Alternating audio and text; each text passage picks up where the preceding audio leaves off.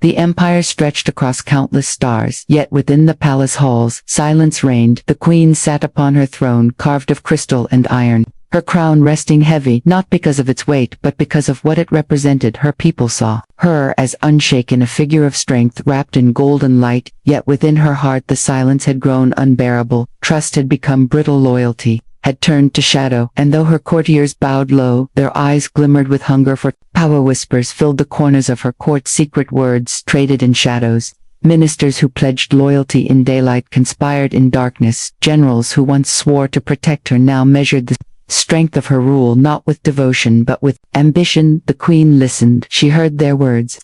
Though they thought her blind, she saw the cracks forming like veins of darkness, spreading through glass, and she knew the empire she loved was slipping into ruin, not through war, not through famine, but through betrayal. She withdrew to her chamber alone in the night, the stars glittering beyond the tall windows. She placed her hand upon the cold stone, and asked herself who she could trust. The crown had given her power, but stripped away truth. Every voice around her bent under weight of fear or greed. She no longer knew who spoke from the heart, or who played a role in a game of endless deceit. The queen was not naive. She knew power was a blade, and every hand around her longed to wield it, but still her heart longed for something different, someone who would not flinch at her crown, someone who would see her not as empire, not as ruler, not as prized, but as herself. That longing became a weight she could no longer bear, so she crafted a plan, one no minister would understand, one no general would suspect. In silence she called forth the ancient device buried deep beneath the palace, a relic from an age when kings and queens sought not armies but souls worthy to stand beside them. The device glowed faintly at her touch, awakening after centuries of stillness. Its crystal heart pulsing with quiet light, she poured her voice into it, not words of command nor words of empire but words of need, a plea stripped of crown and throne, a signal meant for one who would hear her not as queen but as a soul reaching into the void. The message spread into the stars, threads of light weaving through the endless dark. It was not a call to arms, it was not a demand for loyalty, it was not a command of empire, it was a question hidden in the silence. Who will come, who will listen, who will answer when? The device dimmed. She sat alone in her chamber, waiting, the silence heavier than before. Yet she did not regret what she had done, for this was no strategy, no political maneuver. This was truth cast into the endless void, and she would learn soon enough. If any soul still carried the courage to answer. The signal spread like fire through silence, weaving across galaxies, threading itself between stars. It touched worlds, both ancient and new, some vast with cities of glass and iron, some barren with only dust and silence. Yet everywhere it traveled, the same truth held. The call was heard by many, yet none dared to answer. On the worlds of kings and lords the signal was dismissed as trickery. Their advisors warned it was a snare laid to expose the weak. Their generals called it bait, to drag armies into hidden war. And so they turned away, too proud, too kneel, too fearful to risk their crowns. Their eyes saw danger, their hearts saw threat, and they let the signal pass into the void. The barracks of soldiers, the call echoed, faint but real. Men and women hardened by battle heard the queen's plea, and for a heartbeat some felt the urge to answer, but discipline held them back. They had no command to follow, no order to obey. The thought of acting without sanction chilled their blood. Better to remain silent than to risk dishonor or treason, and so they too ignored the crowded halls of merchants and traders. The signal was met with laughter. They dealt in coin and power, and they heard no profit in the queen's plea. They whispered to one another that it was nothing but a test, nothing but a trap, and no fortune lay in wandering toward a voice in the void. So they turned away their ships, charting courses for wealth, not for truth. Even among the common folk who lived far from thrones and crowns, the call stirred hearts. Some paused in their daily work, listening as if someone had whispered their name across the stars, but fear grew quickly. What if the voice was false? What if answering it meant never returning home? And so they quieted their hearts, buried the urge, and went back to their lives, leaving the silence unbroken. The queen waited as days turned into nights, as nights stretched into weeks. Her court whispered of her silence, thinking she had grown cold or distant, but she heard them, not her thoughts, remained fixed on the stars, and the signal she had cast into them, waiting for an answer that did not come. The weight of silence pressed heavier than iron. Still, she held hope, for she had not asked for many. She had asked for one end, somewhere far away, beyond reach of kings and merchants, beyond the walls of generals and armies. The call reached ears that did not close to it. A traveler drifted alone across the stars, his ship small, his name forgotten. By most his purpose uncertain. He had no throne, no court, no army. Yet when the call touched him, he stopped and he listened. He could not say why he listened, but he did, and in that single choice the silence began to break. He was not a knight polished in shining armor. He was not a scholar draped in robes of wisdom, nor a general who commanded fleets. He was a wanderer moving through the stars with no destination. His ship carried scars from countless journeys, its hull patched with scraps, its engines coughing like a tired beast, yet it still moved forward, carrying him farther than maps dared to name. He had no home, for home had long ago slipped away from him. He carried no title, no noble crest to hang upon. His chest, the only things he owned were the strength of his hands, the scars across his skin, and the stories he carried silently in his heart. He had once fought for kings, he had once bled for causes, but each time he was left behind, discarded when the glory had faded, so he chose the life of a drifter, never staying too long, never seeking too much. The void became his companion, silence his only friend, stars his only map. He wandered from world to world unseen. By most a ghost among empires, he fixed broken machines for coin. He carried messages across dangerous paths. He hunted for scraps of fuel or food, and though his life was harsh, he bore it with calm, for he expected nothing more. Yet when the Queen's call reached him, something inside stirred, something he had buried long ago. It was not duty that pulled him, it was not honor nor loyalty. It was something quieter and stronger, a voice inside that whispered, listen. This is not the same as before. This is not command. This is not demand. This is need. He leaned back in his chair, eyes closed as the signal filled his small vessel, her voice echoing through the thin walls. He could hear weight in her tone, not the weight of empire, but the weight of a soul alone. He knew loneliness, he knew silence too well, and perhaps that was why he could not ignore her, though he did not know her, though he had no reason to believe the call was real.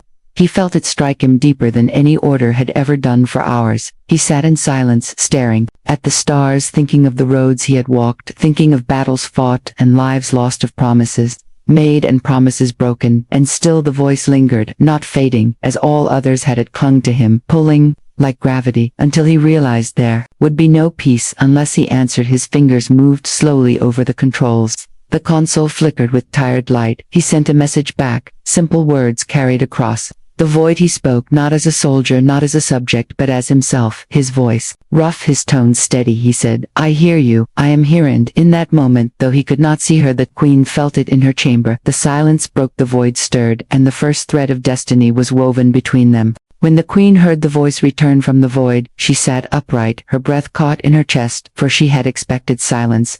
She had expected her call to be buried beneath pride and fear, as all others had done, yet here was a voice steady and real, carried through the dark and reaching her throne like a hand extended through endless space. The voice was not dressed in ceremony. It bore no polish of nobility, no training of courtly tongue. It was rough, it was plain, yet it carried truth. She could hear no hunger within it, no calculation, no thirst for crowns or power. It spoke only with presence. I hear you. I am here. Those words rang through her chamber, heavier than any oft. She listened again and again to the sound, her heart stirring in ways she had long thought lost. She had grown used to flattery, dressed in poison words from courtiers, dripping with ambition, men and women bowing low, but their eyes sharp with greed. Every voice around her had been a mask, yet this voice, though simple, was unmasked, and it reached her. Her advisors came to her, as always, their questions sharp, their suspicions endless. They asked if the signal had been answered. She said nothing, for she knew their ears would twist truth into chains. They would call him unworthy, they would call him threat, or worse, they would seek to bury him before he arrived, but she had no intention of letting them taint the one voice that had reached Heron. The silence of her chamber, she whispered his words again. I am here. It was not the voice of a warrior, yet it was stronger than any blade. It was not the voice of a general, yet it carried more certainty than an army. She had sent her call, not as ruler but as soul, and he had answered not as servant but as equal. For the first time in years, the Queen felt something strange upon her lips. The faint trace of a smile. She leaned against the tall window, gazing into the vastness of the stars, wondering who this man was, what he carried, what stories etched themselves into the lines of his voice. She knew nothing of him, not his name, not his face, not his origin, and yet she felt she knew enough to trust her. Court whispered of her silence. They wondered why she smiled. They grew restless, but she ignored them, for their noise had no weight compared to the voice that had traveled through storms of stars. To reach her, she waited now, not in despair, but in anticipation. She knew he would come, though he had nothing to gain. He would come because he had chosen to answer, and that choice made him already greater than all who had turned away. The queen closed her eyes. The weight of her crown felt lighter, for the first time in many years, and in her heart she whispered back, though he could not hear it yet, I am waiting. The journey began with silence, but silence in the void was never safe. The moment he set his course toward the source of the call, the stars around him shifted like eyes opening in the dark. The ship trembled as if the void itself wished to deny him passage. Engines roared, protesting with every burst of fuel, yet he pressed forward, his hand steady upon the worn controls. Storms of light rose before him, vast rivers of fire streaking through endless night, lightning without sound tearing across the stars. His vessel shuddered, each strike painting cracks of light across the hull. The heat pressed through thin metal, threatening to burn him alive, but still he guided the ship, weaving between flames as if he had done this dance all his life. Beyond the storm's shadows moved creatures born of silence, their forms twisting like smoke, their eyes burning with cold hunger. They drifted closer, their whispers slithering into his mind, voices that told him to turn back, voices that promised safety if he abandoned the path. He gripped the chair tighter, sweat beading across his brow. He forced his gaze forward, refusing to listen, refusing to yield. The void deepened into darkness, so heavy even the lights of his ship seemed swallowed whole. Time stretched until seconds felt like hours. The air grew thin, his breath shallow. Machines coughed in protest, alarms wailed their shrill cries filling the cabin, yet he ignored them.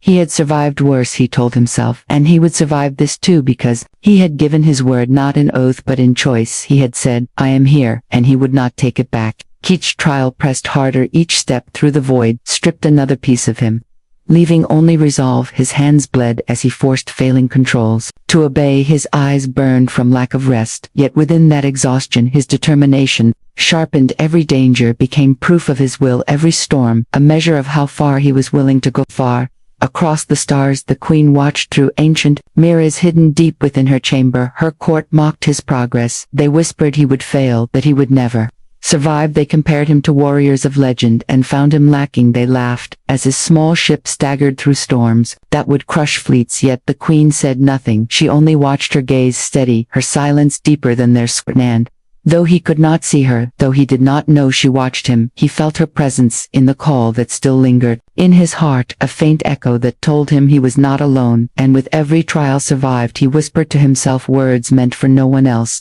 I am coming. The storms parted, the shadows scattered, and still his ship moved forward, scarred, battered, trembling, but alive, carrying with it a man who had no title, no crown, no armor, but who possessed something stronger than all the void could throw against him. In the palace, the queen remained silent while her court grew restless. Day by day, they gathered around her throne, whispering louder each time that her decision to send the call had been folly. They said no one worthy would ever answer. They said only fools would throw themselves into the void for a voice carried by shadows. Her ministers begged her to end this madness.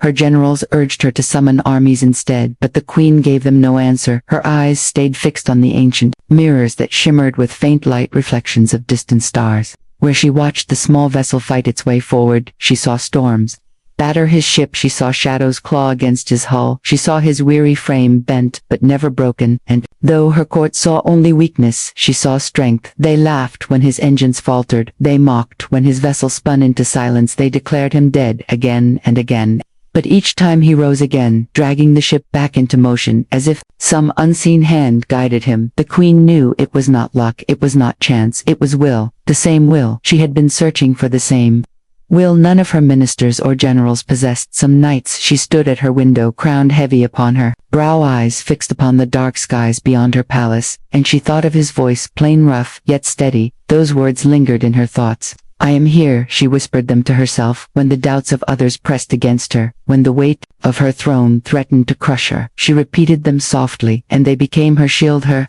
ladies-in-waiting noticed the change in her. They whispered behind her back, saying she smiled in moments where before she had been stone, they said she lingered in silence, not with sorrow but with hope. They could not understand it. They had never seen their queen bend to another, never seen her gaze soften, and they feared what it meant. The generals grew angrier. They saw their power slipping. If a wanderer could answer her call, what use were their armies? If she trusted one voice, what use were their counsel? They called him a danger. They demanded she order his ship destroyed before it reached the palace walls, but still she remained silent, and her silence became command, for no one dared to act without her word. The queen's heart beat stronger as each trial passed and the vessel drew closer. She began to believe not only that he would survive, but that he was meant to survive. She could not name why she felt this truth, but it burned within her as fierce as any flame, and though she had sent her call to test, she now felt something deeper, something she had not expected to find. Her court spoke of weakness, her court spoke of folly, but in her heart she knew what they could not. The man who moved through storms and shadows was not a fool, he was the answer. The day came when the small vessel finally broke through the last storm, scarred and battered. Its hull burned black, its engines coughing out their final breath, yet still it glided into orbit above the queen's world. It was a miracle, the generals said with scorn, a miracle born of desperation, not of strength, but their voices faltered when they saw the ship land upon the sacred grounds. No army had guarded for centuries. The man stepped from the vessel, his clothes torn, his skin marked with wounds, his eyes shadowed from sleepless nights, yet he walked with steady pace, each step unbroken, though his body screamed with pain. There was no crown upon his brow, no weapon in his hand, only the quiet weight of endurance carved into every gathered to see him. Peasants, merchants, soldiers, all who had ignored the queen's call, now stared in silence at the one who had dared to answer. Whispers filled the air. Some called him mad, some called him cursed, but others saw the fire in his eyes and fell silent, for they felt something deeper, something they could not name. The palace gates opened at last, and he walked through golden halls where every step echoed louder than trumpets. The courtiers lined the corridors, dressed in jewels, their laughter thin and sharp as they looked upon him. They called him unworthy. They called him nothing more than a drifter, yet none dared to step before him, for there was something in his presence that silenced even their tongues. At the throne, the queen waited, her crown gleaming in the light, her face calm, yet her heart racing faster than any drum. She watched him approach her chambers. His figure small compared to the towering walls of the palace, yet to her eyes he filled the hall with more presence than armies or kings. When he reached her, he did not kneel. He did not bow, as the court expected. He stood before her, scarred and weary, yet unbroken, his voice rough, yet steady. He repeated the same words that had carried across the void. "I am here." The court gasped, some in outrage, some in disbelief, for never had anyone spoken so plain before their queen, without bow, without ceremony. But the queen's eyes softened, her lips curved into the faintest smile, and she answered him at last. Words only for him, though the entire court strained to hear. "I know." Her voice rang clear, and in that moment the hall fell silent, as if the world itself bent to listen. The courtiers saw no warrior, no noble, no crowned king. They saw only a wanderer, yet they could not deny what burned between him and their queen. The truth carried in silence, the truth that no one else had been able to claim. The silence in the hall did not last long. Soon it was broken by a storm of voices, courtiers shouting over one another, generals slamming their fists, ministers hissing their protests. They demanded the queen cast him out. They declared he was unworthy. They called him a trickster, a coward, a drifter who had stumbled into fortune by chance. Some shouted that his presence was insult to the throne, that his scars proved weakness, not strength. Others cried that if she gave him favor, then the balance of power would shatter, that their own ranks would mean nothing, that tradition itself would crumble in her hands. Their words filled the air like poison meant to choke the truth. Before it could take root, the queen listened in silence, her gaze fixed upon the man who stood calm before the storm. He did not answer their insults. He did not fight their scorn. He only stood steady, breathing slow, his eyes meeting hers, as though the voices around them were nothing more than dust swirling in the wind. At last she raised her hand. The hall fell silent, though fury still burned in the eyes of her court. She rose from her throne, the crown gleaming heavy upon her head. Yet her voice was clear and sharp, like the strike of steel. She said, "You call him weak, yet none of you dared to answer my call. You call him unworthy, yet none of you walked through storms or shadows to stand here. You call him nothing, yet he is the only one who came when I called her." Words fell heavy like stones upon water, sending ripples through every soul in the chamber. Some lowered their gaze, unable to meet her eyes. Some clenched their fists tighter in anger, but none could answer for her. Truth was sharp and undeniably. Man did not speak, he only watched her, his expression steady yet within his chest his heart beat like fire, for in that moment he saw her not only as queen but as something more, a soul who carried strength not by crown alone but by the courage to stand against all, and still speak truth. Her court broke again into whispers, softer, this time more cautious, for they felt the shift. They saw that her will had chosen. They could no longer claim ignorance. They could no longer pretend their voices outweighed hers. Still, fear burned among them, fear of losing control, fear of change, but the queen did not falter. She stepped down from her throne, moving closer until she stood before him, her crown still high, yet her eyes searching his face. She said so quietly, only he could hear, you came through storms, you came through shadows, you came with nothing, yet you came for me, and that is all that matters. Then, with those words, the balance of the hall shifted forever. The court trembled in silence after her words, for though they still burned with anger, they could no longer deny what they had seen with their own eyes. A man who came through storms and shadows stood before them, alive, unbroken, carrying no crown, no title, yet stronger than all who had refused her call. The queen turned her gaze upon the gathered lords and generals, her voice calm, yet heavy as stone. She said, you call yourselves protectors, yet you turned away when the call came. You call yourselves loyal, yet you placed your pride above your queen. You call yourselves wise, yet you could not see truth when it stood before you. So tell me, who among you is truly unworthy? Her words struck them like arrows, piercing through their armor of arrogance, leaving only shame beneath. Some bowed their heads, unable to meet her eyes. Others clenched their jaws, but dared not answer, for they knew no defense could stand against what she had spoken. The hall that once rang with their voices now stood in uneasy silence, broken only by the sound of the wanderer's steady breath. The queen turned back to him, her eyes meeting his, as if no one else existed in that vast hall. She said, you heard my call when none else dared. You came when none else moved. You walked through storms and shadows when others stayed in safety, and for that you have proven yourself more than any title could grant. Then she lifted her crown, slightly lowering her head, not in surrender but in recognition. Gasps filled the chamber, for never had their queen bowed even the slightest to any man or woman, yet here she was acknowledging one with no name, no rank, no crown. The court saw disgrace, but the people who had gathered at the edges saw something else. They saw truth, they saw courage, they saw the bond forming between their queen and the man who had answered her call. The wanderer did not smile, he did not bow, he simply stood as he was, and spoke in the same rough voice that had carried across the void. I came because you called, not for crown, not for throne, not for glory only, because you called. His words echoed through the chamber, cutting through centuries of tradition like a blade. The queen's eyes softened, her lips curved into the faintest smile, and she whispered, then know this, you are not alone, and you never will be again. From that moment, the palace changed. Whispers of fear gave way to murmurs of awe. The people beyond the walls began to speak of the man who answered the void, the man who came when no one else dared, the man chosen not by law, not by blood, but by truth itself. And though her court plotted in shadows, though old powers resisted, the queen no longer stood alone, for she had found the answer she had sought. And so the story of the call into the void was no longer silence, it was beginning.